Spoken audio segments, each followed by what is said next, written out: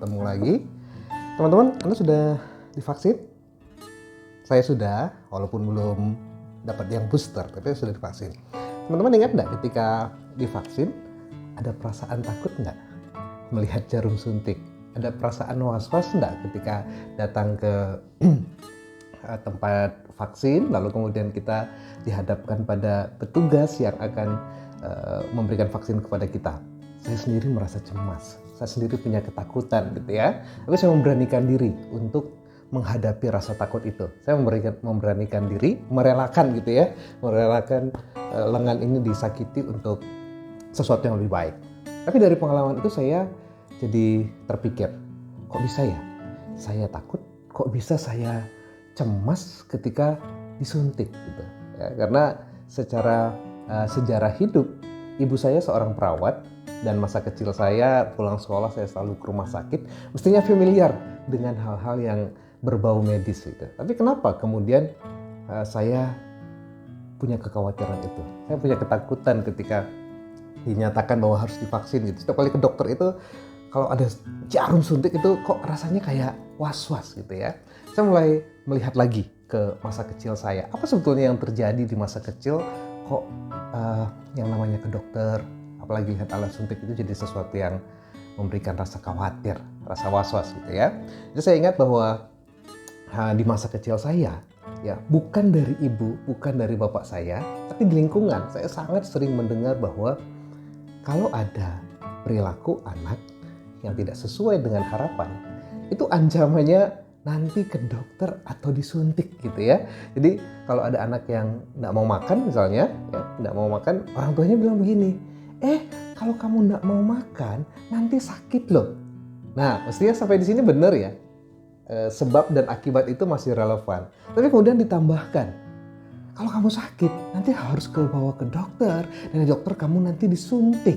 Nah, ini yang jadi kemudian kayaknya yang namanya ke dokter itu akan pasti disuntik gitu, dan itu membuat perasaan jadi tidak nyaman. Yang lebih parah lagi, cerita tentang sebab akibatnya tadi dipotong.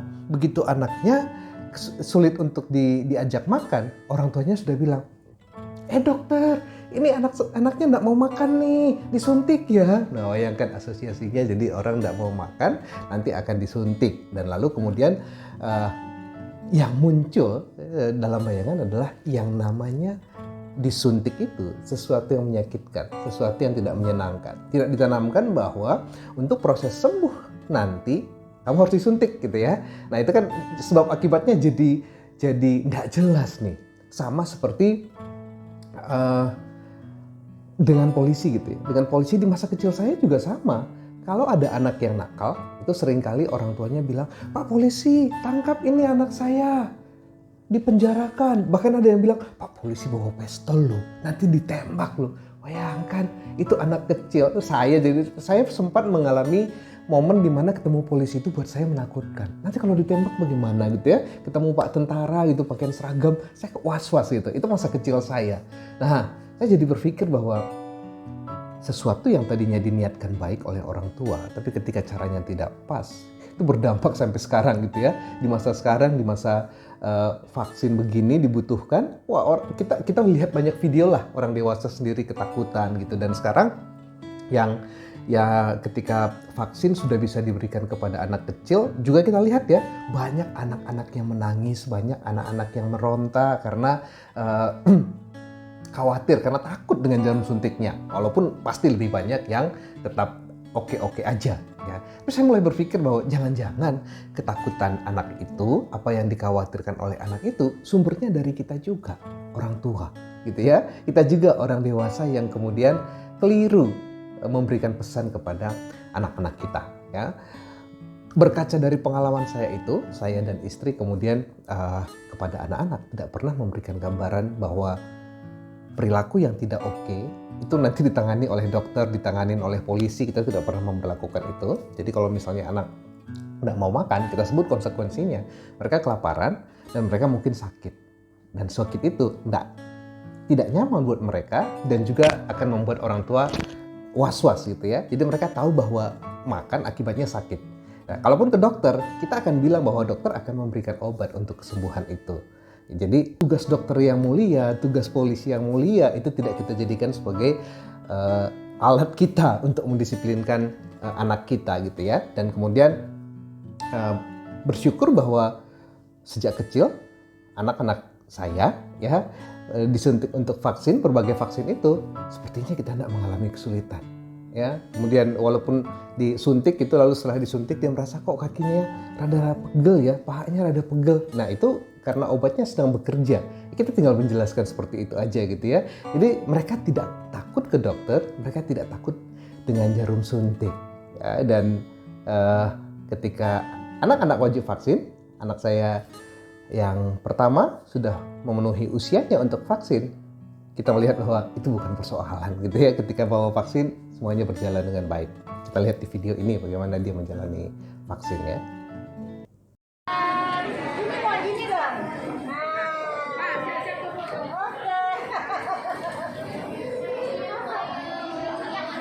Nah, malah bisa bergaya dianya ya ketika mengikuti vaksin. Apa yang ingin kita sampaikan dari video ini? Satu hal adalah yang pertama, niat yang baik itu bisa menjadi salah ketika kita menggunakan cara yang tidak tepat. Hati-hati dengan cara, itu tidak cukup dengan niat. Pastikan juga bahwa cara yang kita pilih itu adalah cara yang baik juga gitu ya, cara yang tidak menimbulkan efek yang malah keliru. Yang pertama. Kemudian yang kedua, kita cek lagi. Jangan-jangan kekhawatiran kita sekarang ini itu banyak disebabkan oleh informasi yang tidak pas yang kita terima di masa lalu kita. Sebagai pembelajaran, hati-hati ketika kita memberikan informasi kepada orang lain. Jangan-jangan orang-orang yang dekat dalam kehidupan kita bisa jadi juga punya kekhawatiran, punya kecemasan, atau ketidakpercayaan diri karena kita salah memberikan informasi walaupun niat kita sebetulnya baik. Terima kasih. Saya Satria Dharma Tarigan. Majuah-juah.